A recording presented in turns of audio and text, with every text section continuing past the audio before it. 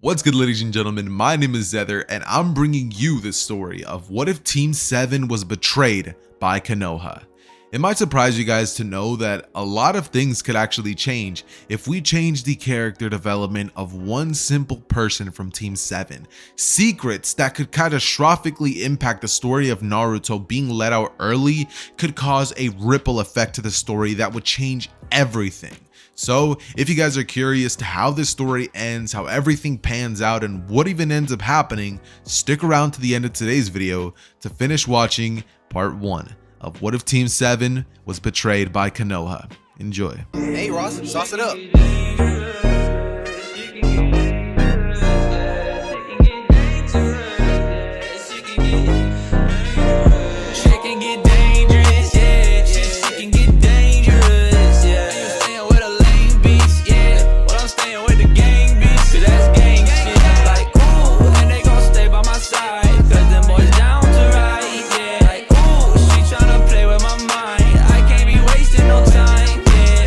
We start our story in the perspective of Iruka walking into the classroom to assign the 12 rookies where they're going to be going for their teams.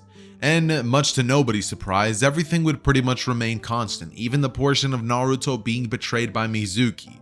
The entire story of Naruto essentially remains constant, except for one character having a massive change added to their persona, their backstory, and their likability factor. That character is going to be Sakura. Now, before you click off this video, just keep in mind that this isn't going to be the same Sakura that we all know and hate. Trust me, I hate Sakura just as much as anybody else. But changing Sakura's character the way that I'm about to is going to monumentally change the way that you view this figure. So, allow me to continue. Anyways, we're going to pick our story in a different perspective, with Danzo essentially informing Sakura that she's going to be placed on the same team as the Uchiha brat and the Nine-Tails Jinchuriki. Now, how is this and why is this? Well, Danzo would simply explain that her mission is simply to keep a watch on the Nine-Tails and bring Sasuke back to him. Someone that he could potentially get a very powerful pawn off of, and he could potentially flip his little situation that he has with Itachi around. And not only that, but Sakura's backstory would be changed monumentally. Her original parents would essentially be killed off by Danzo and his men, and she would have essentially been taken into the route Anbu way earlier than any other kid. She would have begun to have training done every single day, and the reason that Danzo would do this would be to essentially have somebody that he could count on be inside of the academy to infiltrate it, and eventually one day get onto the same team as the Nine-Tails Jinchuriki, as well as the final survivor of the Uchiha. So her mission is simply that, to bring Sasuke in and to keep a close eye on Naruto, make sure that nothing happens. During her upbringing, she would essentially be beaten by Danzo and told that if she doesn't do things right, she's going to be getting the same treatment as everybody else. Now, obviously, to keep this all covered up, Danzo would enlist a fake family to pretty much watch over Sakura and a fake personality that she has to pay to the dime. The same original Sakura that we all know and hate would still be there, and she has the same facade of liking Sasuke like she always would. Except one thing would actually change. Because of the fact that she always hangs around Sasuke and is forced to constantly look at his direction, eventually that side of her that has been locked away for many years of actually being a kid, a girl, would finally begin to creep up. And her feelings towards Sasuke would slowly begin to develop. Even though she's technically a bit stronger than Sasuke, she still views him as a cool individual and somebody that she could definitely see being her longtime partner in the future. That is, if Danzo wasn't in the picture. That said, Team 7 would eventually, after being picked by Kakashi, would go on the Bell Test Endeavor, which would happen according to the original events of Naruto. Except the only real small change here is going to be that Sakura is way more inclined to feed Naruto once he's captured, and she is focused far less on Sasuke. She still of course ends up passing out due to seeing Sasuke on the floor, quote unquote, but it's more of a act, a facade, right? Just to make Kakashi, Sasuke, and Naruto not doubt her abilities. So eventually this would lead to Naruto being tied on the stump, and when Sakura immediately offers her food after Naruto's stomach grumbles, he realizes that maybe she is a nice individual, maybe she's not that bad.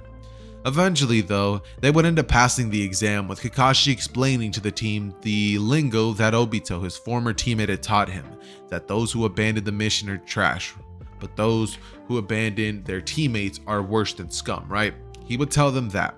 And eventually what would end up happening is Team 7 would end up being passed and would go on 2 weeks worth of D-rank missions where they would slowly begin to bond with each other, even though they act as if they don't want to, mainly Naruto and Sasuke. Eventually though, the day would come when they would end up pretty much getting the C-rank mission to protect the bridge builder Tazuna, and the day would arrive where they all meet up by the bridge. Everything would eventually go just as it would in canon, until eventually the attack of the 2 demon brothers would come just like usual, which Sasuke would defend Sakura and the bridge builder, and Naruto would be getting rushed by one of the demon brothers. This time around, we're going to be saying that Kakashi wasn't fast enough to get in there in time, and Naruto was about to get killed. But Sakura, not thinking about anything but the mission, would lunge in and actually take out the demon brother, not thinking about how this would look in anybody who is watching's eyes. And she would save the life of Naruto, who was just about to be killed with blinding speed. Sasuke, who was definitely able to keep up with that, would wonder how she was able to do that, and she would smile and blush before saying she's been training in secret for the last couple of months, and that she's been trying incredibly hard to keep up and not be a something to hold the team back.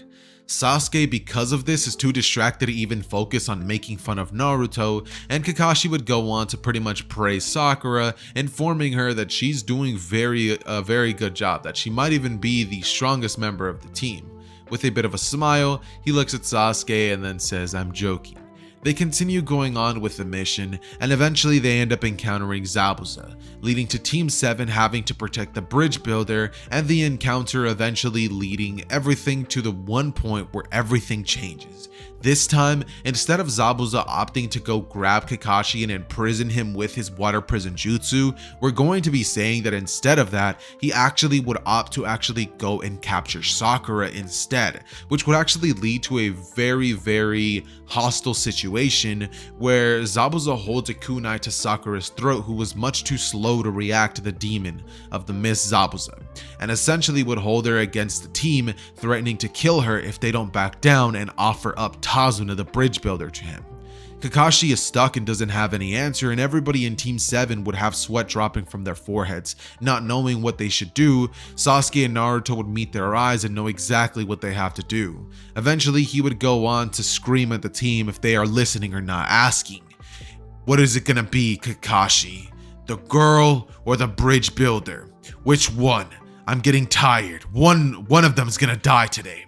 And Team 7 doesn't know what to do at all, until Sakura screams, "Finish the mission! Forget about me! The mission comes first! Don't worry, I'll figure something out!" And the team just looks back at her in absolute confusion. Naruto would not know what to say, but would simply remain quiet as he looks down at the ground, and Kakashi goes on to hold on to Tazuna very strong, right? Gets a very solid grip on him as he begins to slowly walk Tazuna towards the direction of Zabuza, who would smile underneath his mask and say, "That's right, slowly. Bring the bridge builder to me and we won't have any issues." The bridge builder would officially be in the hands of Zabuza as he would throw Sakura onto the ground, and suddenly we basically have Naruto popping out as it's revealed that it was just a transformation jutsu. And he would say, "We'd never abandon our team. Believe it!" As Sakura would have a strange expressionless just face on, as we have a brief flashback of her past, of Danzo beating into her that mission success comes over anything. Your teammates, your own life, everything. The mission is everything. That's literally what Danzo would have been beating into her very being ever since she could remember. And Naruto, Sasuke, and Kakashi doing this for her makes her eyes finally become open. She finally realizes that she's with a team that cares about her. And so we basically have this situation happening where Naruto goes on to pretty much anger Zabuza after he says that, and he would go on to slash up at Naruto's face with a kunai, which Naruto's barely able to dodge, leaving a scar on his eye. As he would fall back onto the ground, Kakashi would finally rush in with his Sharingan and would eventually begin fighting against Zabuza, who would then go on to pretty much lose due to the fact that he begins to believe that Kakashi can quote-unquote see into the future.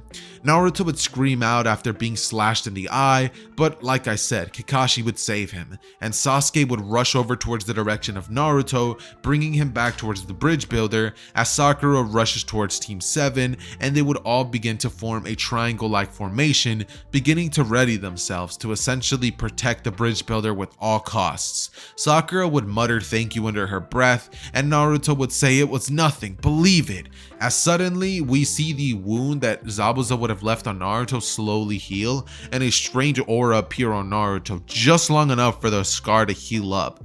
Naruto looks at her and she's like, "Naruto, your eye." Naruto says, "Oh, I guess I just heal fast," as he chuckles, and Sasuke and Sakura both wonder how that could have happened. Sasuke, however, still looks at Sakura and says that she has a lot more missions to go through before she can kick the bucket, and Sakura nods her head as she would simply let out, "Right."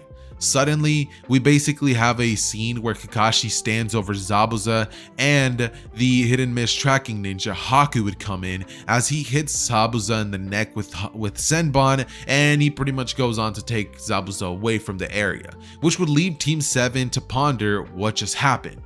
Eventually though, they end up making their way back to Tazuna's house, where they end up meeting the great personality that is Inari, and eventually things kind of align the way that they would in canon. Sakura and Sasuke would however have one interaction where Sasuke would be watching Sakura train, and a slight blush would come over his face, because he can see that she's not just another one of those random kunoichi that just sits there and does nothing.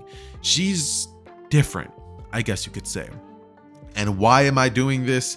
Because, I mean, obviously Sakura is going to end up with Sasuke, whether we like it or not, just because I don't want Naruto to, so why not develop the ship a little bit instead of just having it happen for no reason, right? That's just my train of thought. Eventually though, what would end up happening is essentially the day would come where the bridge incident would end up going down. Naruto would end up coming in and quote-unquote saving Sasuke. He would eventually let out a rage like none other and activate the power of the QB. Sasuke would be presumably dead on the floor as Sakura cries over him and yells, "Sasuke!" right? And Naruto would simply be getting ready to punch Haku's lights out. However, he would break the mask, revealing that it was Haku underneath, and Haku would tank the blast of the Chidori straight to the heart, making it so that he could defend Zabuza one last time, making himself useful finally. And eventually, Gato's men would arrive, leading Zabuza to have that speech given to him by Naruto, and eventually lunging at all of the members of Gato's force and Gato himself, liberating the village from Gato's rule. After this, Naruto would go over to look at Sakura, who has some slight scratches on her from, previous encounters, and he's like, "So we passed our first C rank mission." They're all happy and discussing things slowly over the course of the walk back to Konoha, and it's at this moment that we basically get a scene where Sakura is essentially just pondering like if what she's doing is right. I mean, she's leading the guy that literally just saved her life practically back to Konoha on multiple occasions, and the person who she deems to be a real teammate, somebody who's not just there with her because she's useful, she's a pawn, somebody who can actually bring something to the table. Sakura begins to ponder whether her actions are right, and obviously she knows they're not, so she begins to have some self-doubt inside of her mind, but it's not enough to let her tell Team 7 what exactly is going on with the mission or anything along those sorts. This is simply laying down the foundation to what will eventually happen in terms of Sakura and Team 7's betrayal finally coming to light, because obviously we know that the betrayal of them is not exactly a far-fetched thing. I mean, Naruto was pretty much had his entire life pretty much be ruined by Danzo by him explaining to the villagers that Naruto was the demon. Sasuke's entire clan was destroyed by the village because of Danzo, and Sakura was put under years of horrible treatment because of him as well.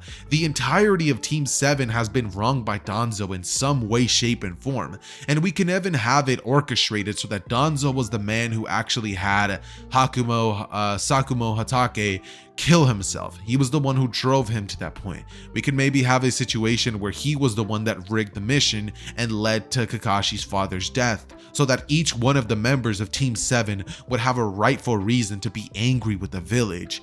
These are the seeds that are currently being placed down. And eventually, all will be let loose. Everything will be discovered. But that's pretty much going to be for the next part. So tune in to the next episode of Dragon Balls. I'm totally kidding, guys. The story is still going to happen, okay? Don't click off the video quite yet, okay? All right. We're good? We're good? All right. Anyways, so basically what ends up happening is the team would essentially continue going towards the direction of Konoha, where they would pretty much go on to just have conversations, talk about everything that just happened, with Sakura essentially telling everybody that, you know, she's thankful and pretty much explaining that if it wasn't for them, she would probably be dead by now. Naruto would simply let out, "Don't worry about it. We would have saved you 100 times over if we had to. Believe it." And Sasuke lets out, "Yeah, you're part of the team," as he looks away and a slight blush would come on his face. Kakashi would smile underneath his mask, and eventually they would find themselves in the office of Hiruzen, who would simply give them their pay for the mission and would actually end up elevating the mission to a B or A rank mission, depending on, you know, how he's feeling, right? But their pay would be up quite a bit, and Naruto, Sasuke, Sakura, and Kakashi would get a bag for that one day. That being said, ladies and gentlemen, this is the part of the video where your boy has to sell out. I mean, come on now. This is average stinks for everybody. I gotta let you guys know about the sponsor of today's video, Fandom. As anime fans, we love to show our support to our favorite shows by rocking anime apparel. But something I'm pretty sure we can all agree on is it's so expensive. So I've partnered up with Fandom to bring you all affordable, high quality anime merch that you are sure to love. And if you use my code Xehther at checkout, you can even get an extra 10% off the already affordable merch. Keep in mind, it does come from overseas sellers, so its sizing is going to be different since it's overseas. That said, let's get back into the video.